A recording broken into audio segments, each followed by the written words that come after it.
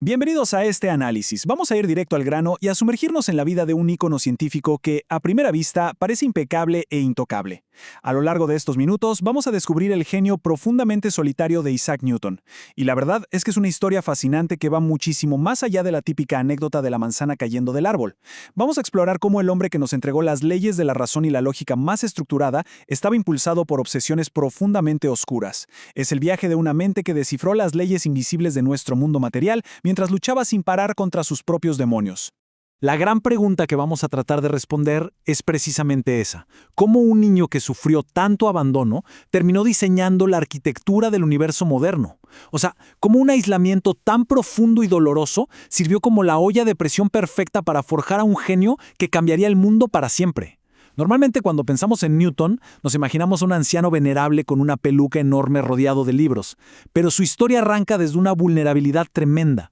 Es increíble pensar que toda nuestra base conceptual moderna nació de un entorno tan carente de afecto humano. Acto 1. La mente aislada. Bueno, ubiquémonos en el año 1642, en Woolthorpe Manor, Lincolnshire. Este lugar marca el inicio de una vida definida casi por completo por la soledad. Newton nació tan prematuro que su propia madre decía que cabía en una taza de 1 litro. Además, se quedó huérfano de padre antes de nacer, y para colmo su infancia quedó marcada para siempre cuando su madre lo abandonó siendo un niño pequeñito, dejándolo con sus abuelos. Toda esta serie de tragedias tempranas forjó en él un carácter súper hosco y aislado. Básicamente, empujó a esta mente brillante a buscar refugio en el frío mundo de las ideas en lugar de en otras personas. Hay una nota increíble que dejó en sus cuadernos secretos de la Universidad de Cambridge y que dictaría el resto de su vida. Platón es mi amigo. Aristóteles es mi amigo, pero mi mejor amiga es la verdad. Para sus profesores, él era solo un estudiante del montón que no destacaba mucho. Pero en secreto, su mente insaciable estaba devorando textos novedosos y hasta prohibidos de Descartes y Galileo. Tenía una naturaleza súper rebelde y estaba en una búsqueda solitaria e intransigente de esa verdad, que él consideraba su única y verdadera aliada. Y aquí es donde la historia da un giro espectacular. Cuando la peste bubónica obligó a cerrar la universidad en 1665, Newton tuvo que regresar a la granja de su familia. Es alucinante hacer la comparación. Mientras todos los demás simplemente intentaban sobrevivir al encierro de una pandemia, esos 18 meses de aislamiento forzado se convirtieron en el momento de iluminación científica más grande de la historia. Totalmente solo inventó el cálculo matemático, transformó la óptica y visualizó la fuerza de la gravedad. Literalmente, la base de la ciencia moderna salió de la cabeza de un joven aburrido en una granja vacía. Acto 2. Iluminando la oscuridad. A partir de ahí, su turbulento mundo interno empezó a remodelar nuestro mundo externo y todo desde un cuarto oscuro en Cambridge. En esa época, los grandes académicos aseguraban con total certeza que la luz blanca era una sustancia pura. Pero él agarró unos prismas de cristal, separó el haz de luz y demostró que la luz blanca es de hecho una mezcla de todos los colores del espectro.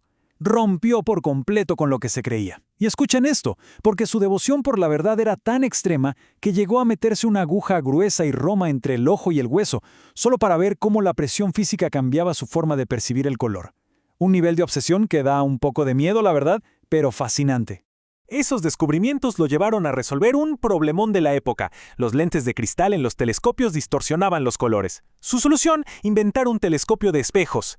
Este éxito tecnológico fue tan masivo que lo metió de lleno en la prestigiosa Royal Society, pero lamentablemente también encendió una rivalidad súper tóxica y de décadas con el científico Robert Hooke por ver quién tenía el crédito de las ideas.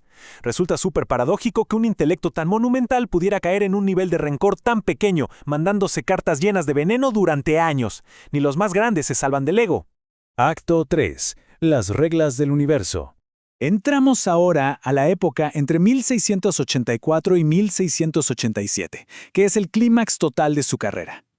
Todo arranca con una simple pregunta. El astrónomo Edmund Halley lo visita y le pregunta por qué los planetas orbitan en elipses. Y Newton, como si nada, le contesta que ya lo había resuelto hace tiempo, pero que simplemente había perdido los papeles en su escritorio. Es una locura. Tenía la respuesta a la pregunta cosmológica más importante de la historia y la había traspapelado.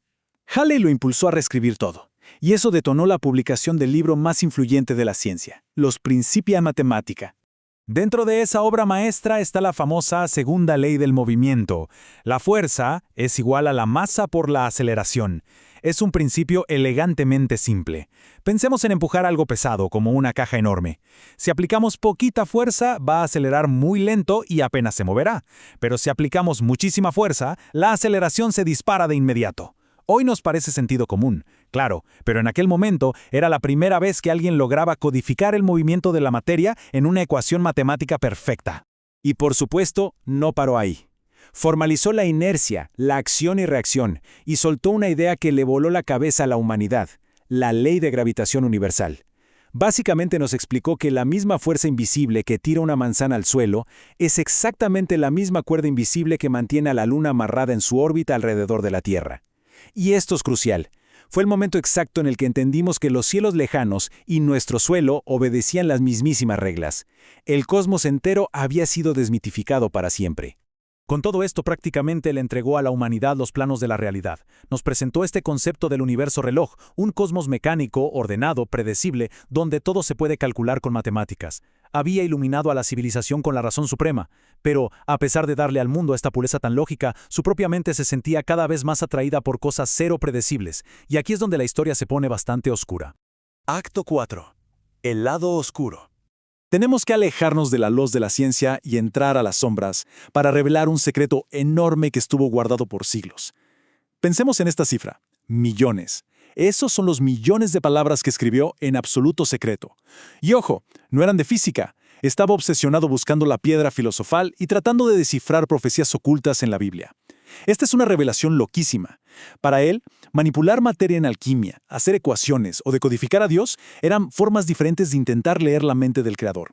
O sea, fue el primer gran científico, pero al mismo tiempo el último de los grandes magos. Y la ironía oscura no acaba ahí. Ese mismo genio solitario que trajo tanta lógica a las estrellas mostró su lado más brutal y calculador en las calles de Londres. En sus últimos años lo nombraron director de la Casa de la Moneda, y en lugar de mirar al cielo se dedicó a recorrer tabernas turbias como un detective, cazando a los falsificadores de monedas del reino. Y fue implacable. Mandó a muchísimos directamente a la horca sin mostrar la más mínima piedad. Conclusión. Sobre hombros de gigantes. Para ir cerrando este análisis, dimensionemos el impacto de sus contradicciones. Es casi imposible exagerar lo que nos dejó.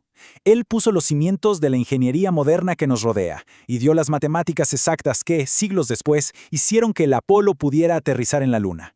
Nuestra civilización entera funciona sobre la estructura que imaginó aquel niño solitario en una granja de Lincolnshire.